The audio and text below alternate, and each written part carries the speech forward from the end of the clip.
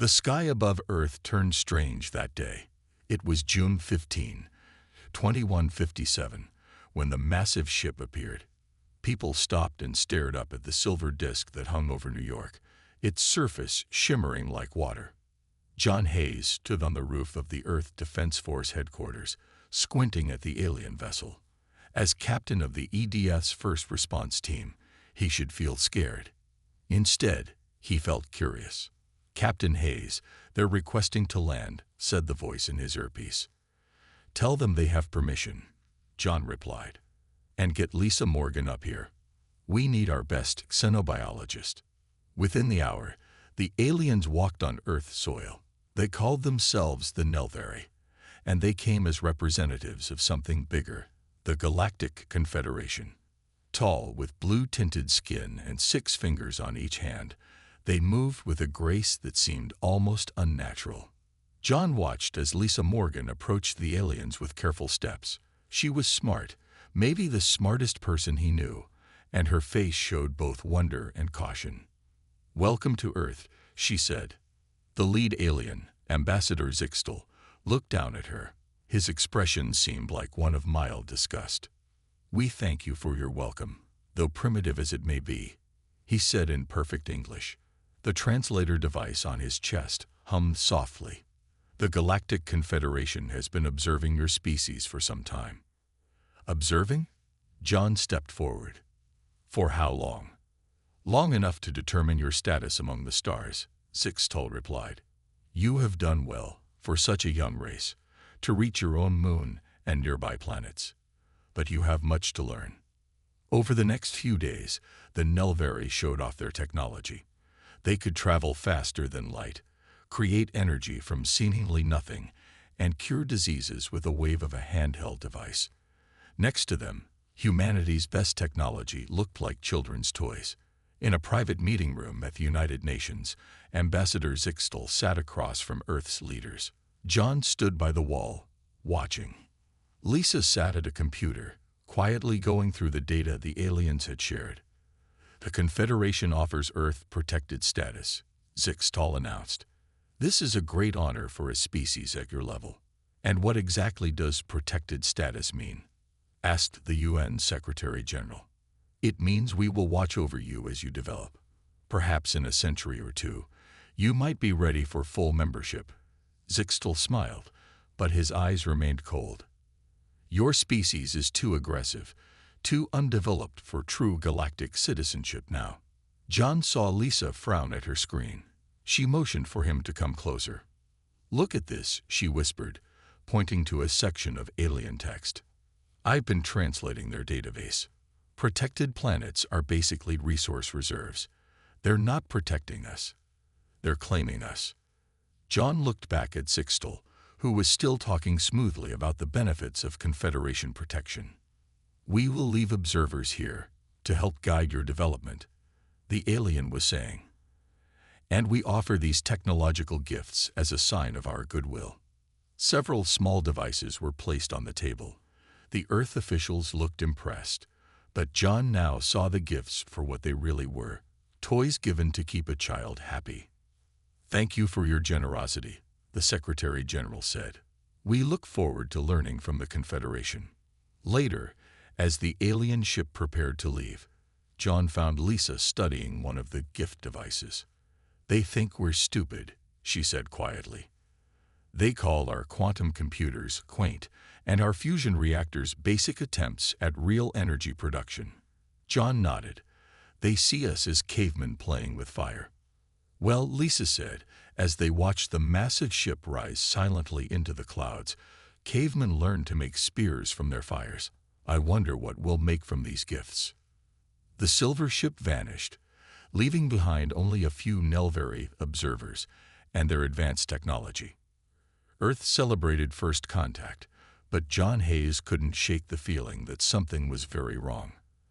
The stars suddenly seemed less welcoming than before, and somewhere in the vastness of space, something was coming that would prove both humans and Nelvari wrong about each other. 5 years passed since the Nelvari first landed on Earth. Their gifts had changed human life in small ways, Medical scanners from the aliens helped cure some diseases. Energy cells powered homes without pollution. But Earth remained largely independent, moving forward on its own path. Frank Nichols yawned as he stared at the screens in Lunar Base Alpha's security center. Midnight shifts were always boring. Frank was about to get coffee when he noticed something odd on his monitor. "That's strange," he muttered, leaning closer. The energy readings from the Nelveri observation post on the far side of the moon were spiking. This had happened several times in the past week. Each spike lasted exactly 7 minutes. Frank saved the data and sent a message to Susan Wright at Military Intelligence. If anyone would know what to make of this, it would be her. Susan received Frank's message the next morning at her office in Washington. As the lead officer monitoring Confederation activities, she had been collecting similar reports from across the solar system. The Mars colony reported strange scans sweeping their defense systems.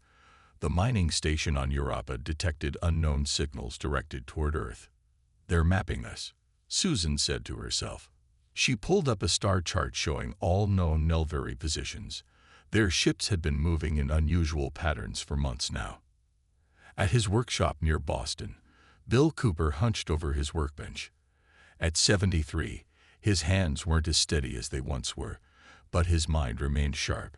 Before him sat a strange device, part human technology, part adapted from Nelveri designs. "Got it," he said as the device hummed to life. The energy shield he had created was small, just covering his workbench, but it was something the Nelveri had claimed humans were centuries from developing. Yet here it was, working after just 3 months of tinkering. Bill picked up his phone to call his old friend John Hayes, now a commander in Earth's defense forces. In Geneva, Earth's governing council was in a heated debate. "We don't need to increase military spending," argued one counselor. "The Confederation has promised us protection." "Protection from what?" asked another. "They never say what threats are out there. I say we prepare ourselves." The debate continued while Ambassador Zixtal watched from a balcony above. His face showed nothing, but inside he felt growing concern. Humans were advancing faster than expected. Their primitive minds were too unpredictable, too adaptable. The Confederation's models had not accounted for this. Back at her office, Susan Wright compiled her findings. The Nelveri observation posts were not just watching. They were scanning Earth's defenses and resources. The peaceful Confederation was preparing for something. Susan's computer chimed. A new message from one of her sources inside the Nelveri compound. "Check category designation for Earth in Confederation database." Susan accessed the secret files she'd been slowly decoding for months.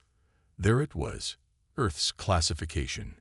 Resource World Grade 3, suitable for emergency harvest if necessary. Not a protected ally at all. At that moment, her secure line rang. It was Frank from Lunar Base. "You need to see this," he said, his voice tense. "Multiple Confederation ships just arrived at the edge of the solar system. More than we've ever seen before." Susan felt her heart race. "Are they heading toward Earth?" "No," Frank replied. "They're holding position. It's like they're waiting for something." Susan looked at her screen showing the Earth's classification again, or hiding from something. She immediately called Commander Hayes. As she waited for him to answer, Susan glanced out her window. The sky was clear and blue. It looked so peaceful, but Susan now knew that somewhere beyond that blue, beyond the stars themselves, something was coming. And the Nelveri knew exactly what it was. "Commander Hayes," she said when he answered, "I think Earth is in danger. The Confederation has been lying to us all along." Admiral Diane Foster stood on the bridge of the EDF Defender, Earth's largest warship. It wasn't much compared to Confederation vessels, but it was the best humans had built. Through the main view screen, she watched as more Nelveri ships gathered near Pluto. 27 ships now, Admiral, reported her navigation officer. Diane frowned, and still no explanation from Ambassador Zixtal. "None, ma'am. They keep saying it's a routine exercise." Diane had been in the military too long to believe that.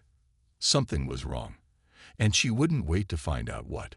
She opened a channel to Earth Command. "This is Admiral Foster. I'm mobilizing the defense fleet."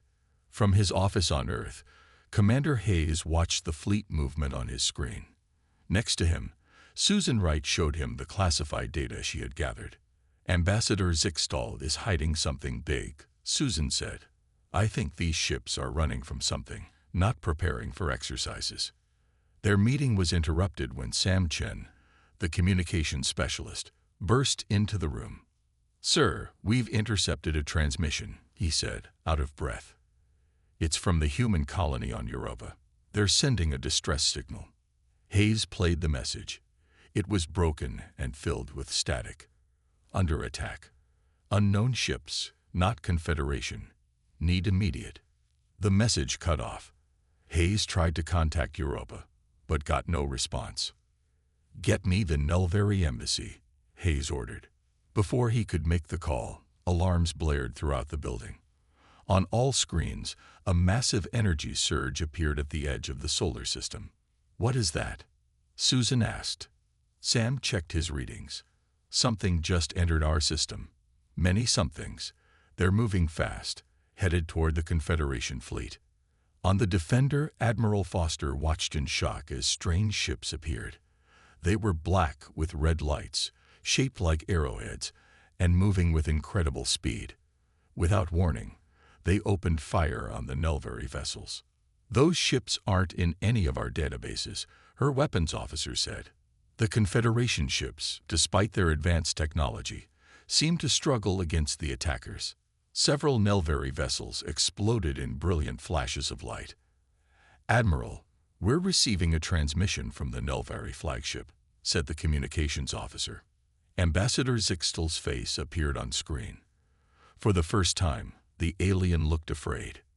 "Admiral Foster, you must retreat to Earth immediately. The Vicari have found us." "The who?" Foster asked. "The Vicari.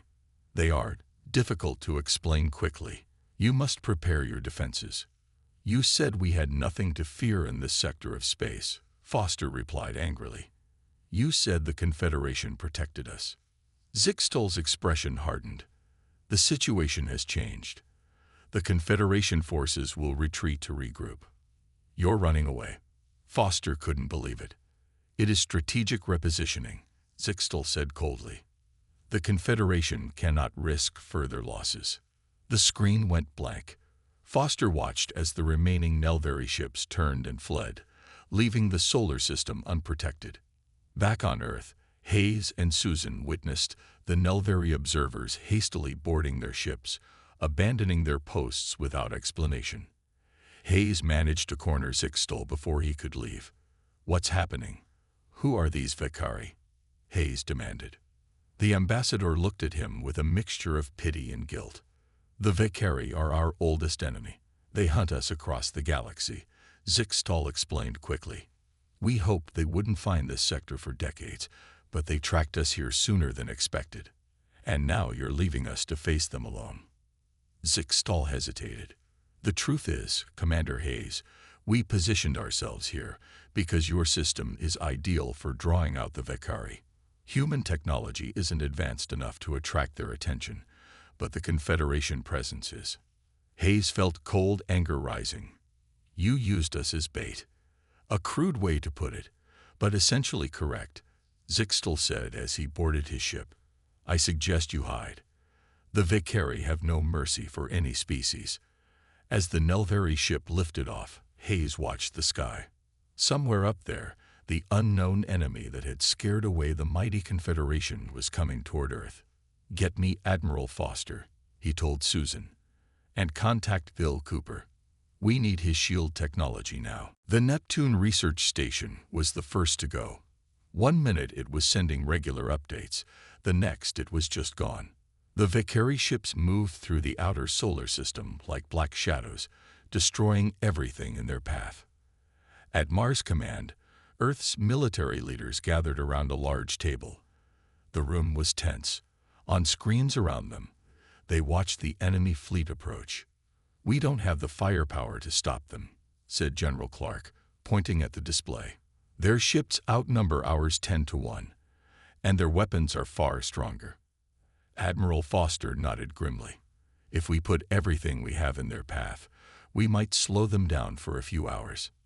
No more than that. Commander Hayes looked around the room at the worried faces. Then we don't fight them head-on. We need to be smarter than that. The door opened, and Bill Cooper walked in, carrying a small device. Despite the crisis, he smiled. "I think I might have something that can help," the old engineer said. He placed the device on the table. "This is a modified version of the shield technology I've been working on. It's based on Nelvari designs, but with some human improvements." "Improvements?" asked Foster. Bill nodded. "The Nelvari shields are powerful but predictable. They maintain the same energy frequency. I made ours variable. It shifts and adapts." "Will it work against Vakari weapons?" Hayes asked. "I don't know," Bill admitted, "but it's better than nothing." Foster studied the device. "How many of these do we have?" "Just 6 working prototypes," Bill said. "We need to put them where they'll do the most good." "The major colonies," Hayes suggested. "Earth, Mars, Luna, Europa, Ganymede, and Titan." Foster stood up. "We need someone to deploy these shields quickly." "I'll do it," said a voice from the back of the room. Maria Sanders, one of Earth's best pilots, stepped forward. "My ship is the fastest we have." While Maria prepared for her mission, the Vakari continued their advance. They had reached Jupiter's orbit and destroyed 3 mining stations there. "They're moving faster than we expected," Susan Wright reported. "At this rate, they'll reach Mars in 15 hours. Hayes noticed someone standing quietly in the corner. Alan Grant, a human who had worked closely with the Nelvari as a liaison officer. "Grant," Hayes called out. "You know more about these aliens than anyone else here. What can you tell us about the Vakari?" Alan stepped forward nervously. "Not much. The Nelvari rarely discussed them, but I did learn they're very methodical. They follow patterns and protocols exactly. They never deviate from their battle plans." Hayes smiled slightly. "Then that's our advantage. Humans are good at improvising." Admiral Foster called up a map of the asteroid belt. "If they're so predictable, let's use that against them. We could position explosives on these larger asteroids and create a trap." For the next 10 hours, every available ship worked to set the trap, while Maria Sanders raced to deliver the shield generators. It was a desperate plan, but it was all they had. When the Vakari fleet approached Mars, they moved in perfect formation, just as Alan had predicted. They seemed unstoppable, until they hit the human defenses. The shield around Mars flickered to life, just as the first Vakari ships opened fire. Their weapons hit the shield and scattered, the energy dispersing in unexpected ways. The Vakari fired again, adjusting their aim. But the shield shifted frequency, adapting to each attack. At the same time, Admiral Foster gave the order, and the rigged asteroids exploded. Massive chunks of rock flew into the path of the Vakari ships. Several smaller vessels were destroyed immediately. The larger ones had to break formation to avoid the debris. "Their formation is breaking," Susan reported excitedly. "They're confused." Foster didn't waste the opportunity. "All ships, attack now. Target the separated vessels." Earth's small fleet moved in, focusing their fire on the isolated Vakari ships. 3 enemy vessels exploded before the Vakari could regroup. For the first time since the invasion began, there was hope on the faces of Earth's defenders. The Vakari were powerful, but not invincible. Humans had won the first round. But as Hayes watched the remaining Vakari ships pull back to regroup, he knew this was just the beginning. The real battle was still to come. The Vakari fleet gathered near Jupiter's moons. Their black ships formed a tight circle as they repaired damage and prepared for their next attack.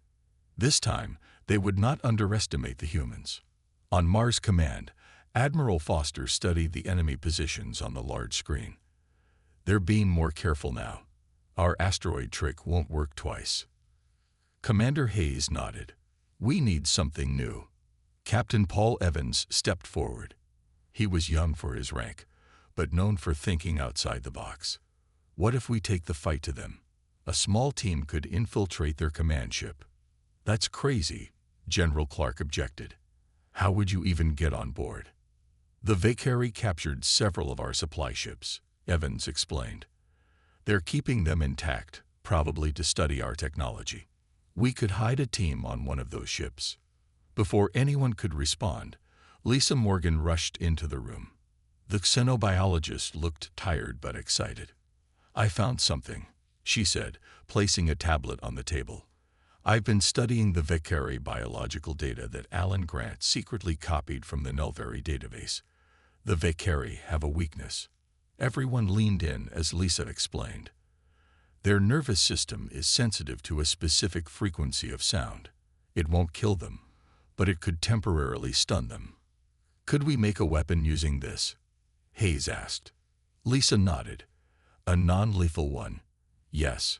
Something that could incapacitate them for about 20 minutes. Evans smiled.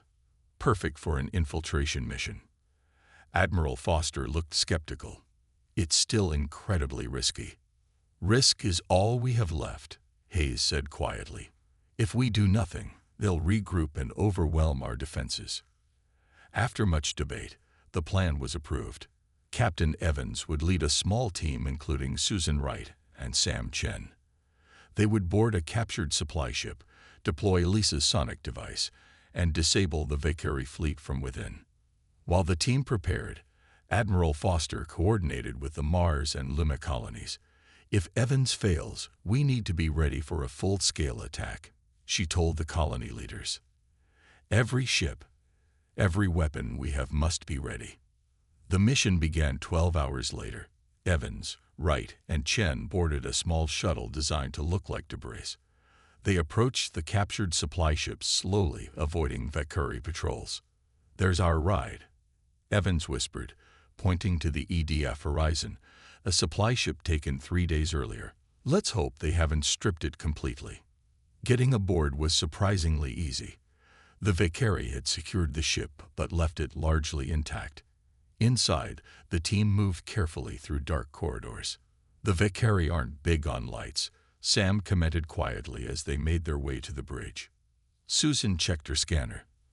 I'm detecting 5 Valkyrie on board, 3 on the lower deck, 2 on the bridge. They set up Lisa's sonic device on the ship's communication system. If it worked, it would transmit the disabling frequency to all Valkyrie ships within range. Ready? Evans asked as they prepared to activate it. Susan and Sam nodded. Evans pressed the button, and a high-pitched sound filled the air. Moments later, they heard thumps as the Valkyrie on board collapsed. It works, Sam said. Now for Phase 2. They quickly moved to the ship's control room and sent out the signal to the entire Valkyrie fleet. On their screens, they watched as the enemy ship suddenly drifted out of formation. Admiral Foster, this is Evans. The Valkyrie are incapacitated. You have about 20 minutes. Make them count. Foster didn't waste a second. All ships, attack pattern Delta. Target their weapons systems first. Earth's fleet, hidden behind Jupiter's moons, surged forward. They struck hard and fast, disabling Valkyrie ships before their crews could recover. Within 15 minutes, humans had captured 3 Valkyrie vessels and disabled 7 more. The remaining enemy ships retreated to Saturn's orbit. For the first time since the war began, humans had taken the offensive. The Valkyrie, who had expected an easy victory against primitive humans, were now on the run. As Evans and his team returned to Mars, Admiral Foster allowed herself a small smile. Good work, Captain. Very good work indeed. Thank you, Admiral, Evans replied. But this isn't over yet. They'll be back, and they'll be angry. Foster nodded. True, but next time, we'll be ready. And next time, we'll have some Valkyrie ships of our own. 3 weeks after the successful counterstrike, a familiar sight appeared at the edge of the solar system. Confederation ships had returned, their sleek silver hulls gleaming against the blackness of space. "They have some nerve coming back now," Admiral Foster said as she watched the Nelvary ships approach Earth orbit. Commander Hayes stood beside her on the bridge of the EDF Defender. "They probably thought we'd be destroyed by now." Earth's fleet, now stronger with the addition of captured Valkyrie vessels, moved into defensive positions. The Nelvary ships slowed, clearly surprised by what they saw. "They're requesting permission to send a delegation," reported the communications officer. Foster smiled coldly. "Tell them they can send one ship. One ship only." When the Nelvary shuttle landed at the Mars Command Center, Ambassador Zixtal stepped out, followed by 2 other Confederation officials. Their usual air of superiority was gone, replaced by something that looked almost like respect. "Commander Hayes," Zixtal greeted with a small bow. "The Confederation is impressed by humanity's resilience." "You mean you're surprised we're not all dead?" Hayes replied bluntly. Zixtal's blue skin flushed slightly. "Your assessment is not entirely incorrect. Few species have ever withstood a Valkyrie assault." Jane Wilson, Earth's diplomatic officer, stepped forward. Tall and confident, she had been chosen to represent humanity in this meeting. "Ambassador, Earth is now in a position of strength, not weakness," she said firmly. "We've captured Valkyrie technology. We understand more about this conflict than you ever shared with us." "Indeed," Zixtal said quietly. "That is why the Confederation wishes to reestablish our alliance under different terms." Jane gestured to the meeting room. "Let's discuss these new terms." Inside, maps showed the current positions of all 3 forces: human, Confederation, and Valkyrie. The Valkyrie had retreated to Saturn's orbit, but were rebuilding their fleet. "The war between the Confederation and the Valkyrie has lasted for centuries," Zixtal explained. "They seek to destroy all advanced civilizations and take their resources. And yet you never told us this," Jane pointed out. "You left us defenseless." "We did not believe humans could contribute meaningfully to this conflict," one of the other Nelvary admitted. "Your technology seemed too primitive." Hayes laughed without humor. "Primitive enough to drive back the Valkyrie when your advanced ships ran away." Zixtal looked uncomfortable. "This is why we have returned. Humans possess qualities our analysts did not properly value. Your adaptability, your unconventional thinking." As they talked, a message arrived. A Valkyrie communication pod had entered Earth orbit, requesting contact. "They want to talk," Jane asked, surprised. "The Valkyrie do not negotiate," Zixtal said. "This is unprecedented." Jane made a quick decision. "Patch them through. Let's hear what they have to say." A screen activated, showing a Valkyrie for the first time. It had dark red skin, 4 eyes, and sharp teeth. Its voice was deep and raspy. "Humans, you fight well for a young species. The Valkyrie respect strength." Jane stepped forward. "Then respect our borders. Leave our system in peace." Peace. The Valkyrie seemed to consider the concept. "The Confederation has never sought peace with us, only our destruction." Zixtal started to protest, but Jane silenced him with a look. "Perhaps it's time for a new approach," she suggested. "Earth has no ancient quarrel with the Valkyrie. We could serve as neutral mediators." Both aliens looked stunned by this proposal. A 3-way agreement. The Valkyrie commander tilted its head. "Interesting. The elders will consider this." After the Valkyrie ended the transmission, Zixtal turned to Jane.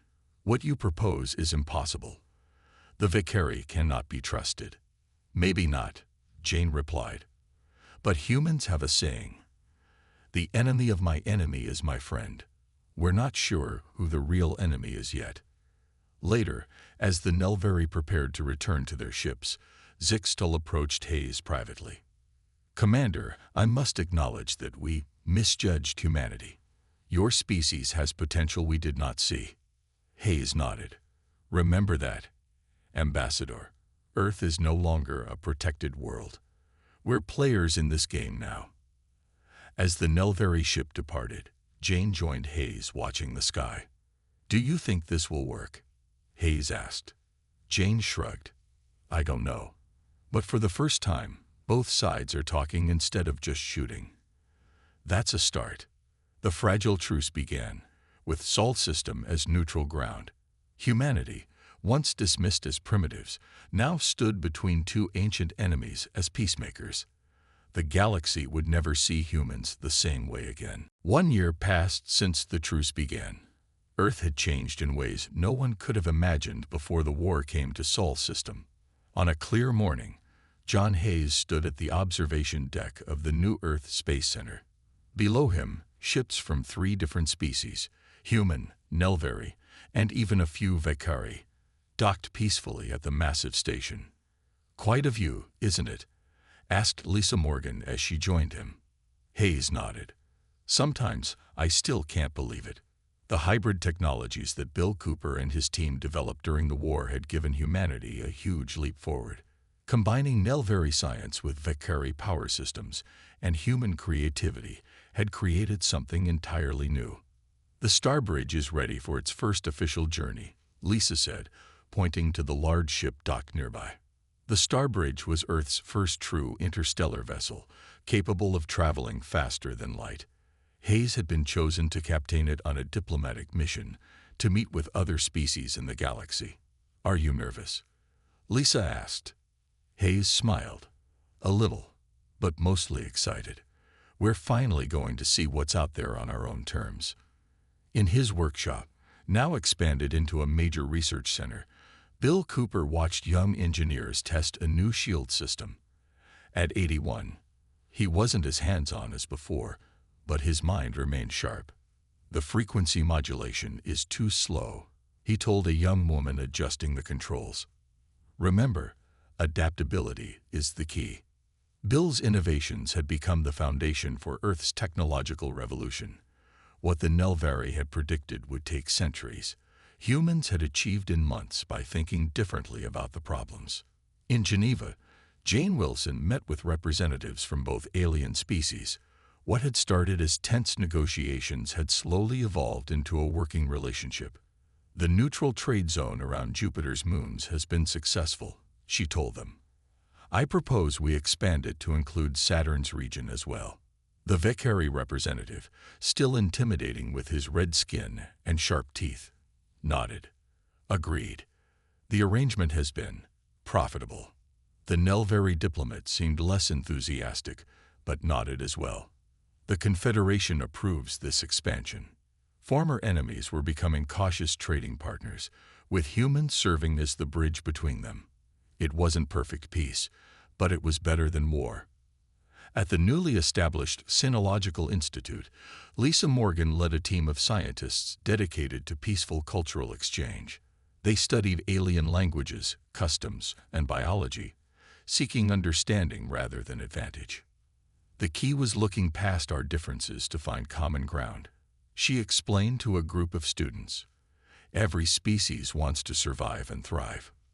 Meanwhile, Earth had begun establishing independent colonies beyond the solar system. No longer protected by the Confederation, humans were free to expand on their own terms. As the Starbridge prepared for launch, Hayes addressed his crew. 1 year ago, we were fighting for our survival. Today, we're embarking on a journey of discovery and diplomacy." The crew applauded. Among them were humans, 2 Nelvary scientists, and even a Vakari security expert. A cooperation that would have seemed impossible before. In a quiet corner of the Nelvary embassy on Earth, Ambassador Zixtal updated the official Confederation records. He typed carefully, "Humans, classification upgraded from primitive to emergent. Note, approach with respect."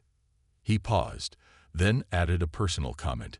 "Human ingenuity, while appearing chaotic and unstructured, produces remarkable results. Their unique perspective has created solutions no Confederation species would have discovered. What we perceived as primitive was simply different."